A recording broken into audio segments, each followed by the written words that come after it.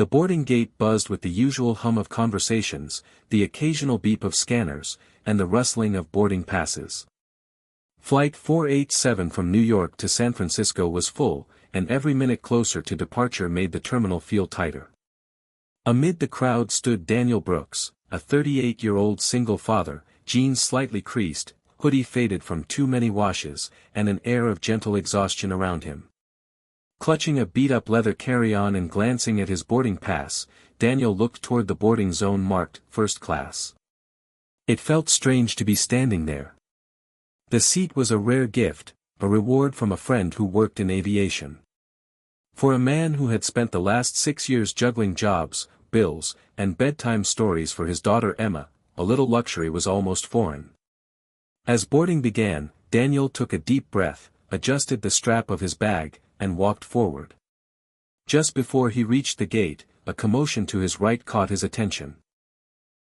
Two little girls, about 6 or 7 years old, stood nervously beside an airline agent, both clutching identical pink backpacks and stuffed unicorns. Their eyes were wide, a mix of confusion and worry clouding their innocent faces. "Are you okay?" Daniel asked, bending to their level. One of the girls nodded. "Our mom is in the bathroom, but they're going to close the gate, and we're scared." The agent looked harried. "We're at capacity, and unless an adult boards with them, I'll have to move them to a later flight. Their mother was booked separately in economy.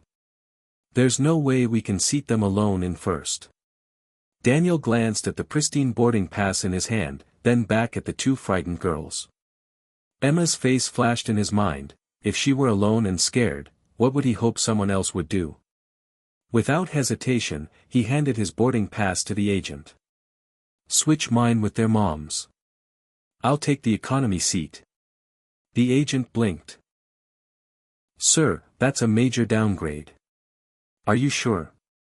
Daniel smiled softly. "They're kids. Let them stay together." Just as the agent finished making the change, a woman came rushing back from the restroom, hair slightly out of place, eyes scanning frantically. "Addie." "Lila," she called, panic in her voice. "We're right here, Mommy," the twins cried out, running into her arms. The woman exhaled a heavy breath of relief. Then she noticed Daniel, who gave her a nod. "They were about to move your girls to another flight.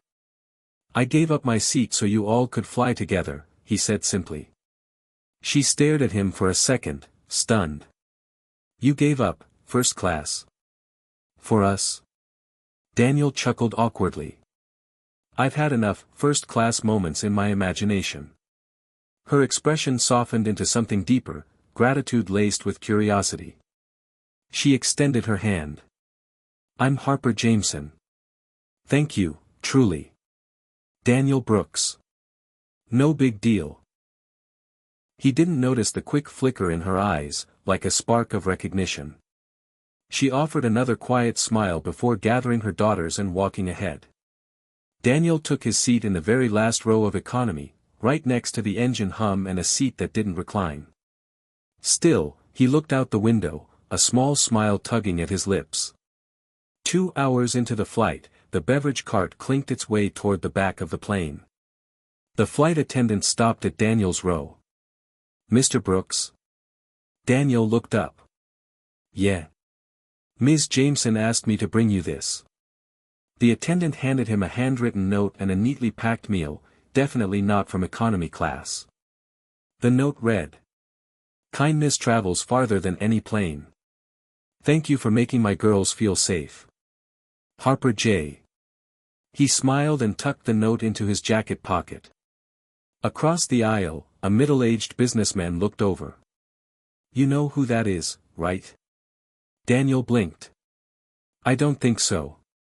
The man leaned in. "Harper Jameson. She owns Horizon Skies. The airline you're on." Daniel almost dropped his fork. "You're kidding." "Nope. Youngest female CEO in aviation. Bought the airline 2 years ago. She's usually very private. If she's talking to you, you must have done something big." Daniel stared blankly, suddenly feeling the gravity of what he thought was a simple act. After landing, passengers spilled out of the plane, stretching, gathering belongings. Daniel stepped into the terminal, assuming that was the last he'd see of Harper and her girls. But just outside the gate, Harper stood waiting, her daughters holding her hands. "You didn't think I'd just walk away without properly thanking you, did you?" she said with a playful smile. Daniel laughed nervously. "Honestly, I didn't expect anything. I just didn't want to see your girls scared." She stepped forward. "That's rare, doing the right thing without expecting anything." He shrugged. "I'm a dad. It comes with the job description." She looked at him for a long moment. "What do you do?" "Used to work construction. Right now, I drive for a ride-share app. Helps me stay flexible for my daughter's school schedule." Harper's gaze turned thoughtful. "Are you open to a career change?" Daniel raised an eyebrow. "Why?" "Because I like surrounding my company with people who lead with compassion. And I think my airline could use a man like you." Weeks passed. Daniel didn't think much of Harper's offer, until he received a formal job invitation from Horizon Sky's corporate office. He would begin as a customer experience trainer, helping the airline shape a more human-first travel experience. It came with full benefits, travel perks, and, most importantly, stability for him and Emma. His daughter, only 7, beamed when she heard the news. "Does that mean we can finally get a dog now?" she asked, her eyes wide with hope. Daniel laughed. "Maybe even 2. Months later, Daniel sat at the front of the same plane. Now as a respected staff trainer. The uniform felt strange at first but soon became a symbol of something more, a second chance. As passengers boarded, a little girl tripped over her backpack strap. Daniel knelt immediately, steadying her. "You okay, sweetheart?" She nodded shyly, and her mother mouthed, "Thank you." In the background, Harper watched the interaction with quiet pride. She and Daniel had grown closer, their friendship deepened by shared values, late-night calls, and co-parenting stories.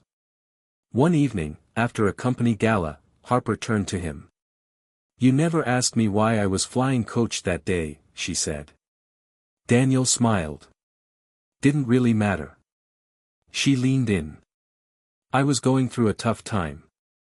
A merger falling apart. Staff resigning. I needed to feel what real people feel again. Then you happened. You reminded me why I started."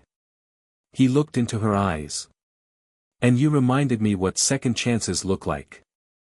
A year later, the airline launched a new campaign. "Where kindness takes flight."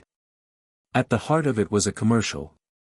It showed a reenactment of a man giving up his seat for 2 little girls, followed by the tagline.